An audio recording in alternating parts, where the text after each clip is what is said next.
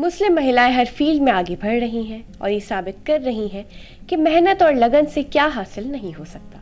और इसकी जीती जागती मिसाल है डॉक्टर शेख मुना अफरोज, जो भारत की पहली मुस्लिम महिला गैस्ट्रोएंट्रोलॉजिस्ट सर्जन बन गई हैं, जो एम्स में शामिल हुई हैं।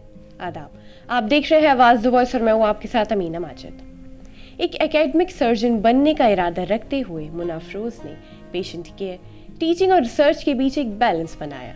उन्होंने 5 से ज़्यादा इंडेक्स रिसर्च पब्लिकेशंस लिखे हैं। डॉक्टर मुना ने कई कॉन्फ्रेंसेस में अपने रिसर्च पेपर्स प्रेजेंट किए हैं और कई पुरस्कार भी जीते हैं। वो ऐसे ही अपने परिवार का नाम रोशन करती आई हैं और उन्हें इंस्पिरेशन कहीं और से नहीं बल्कि अपने घर से ही मिली, वो भी अपने दादा से, जो एक जनरल सर्जन है और 1967 से लोगों की सेवा कर रहे हैं।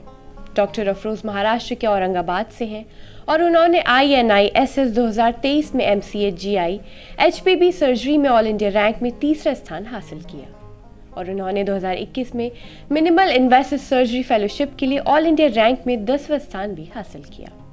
डॉक्टर अफरोज महाराष्ट्र के औरंगाबाद से उन्होंने CET UG में 93वां स्थान हासिल किया और 2017 में GMC औरंगाबाद से MBBS की डिग्री हासिल की।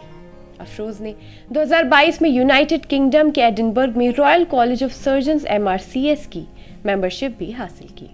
डॉक्टर मुना ने 2022 में दुबई हेल्थ अथॉरिटी में लाइसेंसिंग का एग्जाम पास किया, जिसे करने के बाद उनके पास भारत, यूनाइटेड अरब एमिरेट्स और यूनाइटेड किंगडम में मेडिसिन की प्रैक्टिस करने का लाइसेंस है।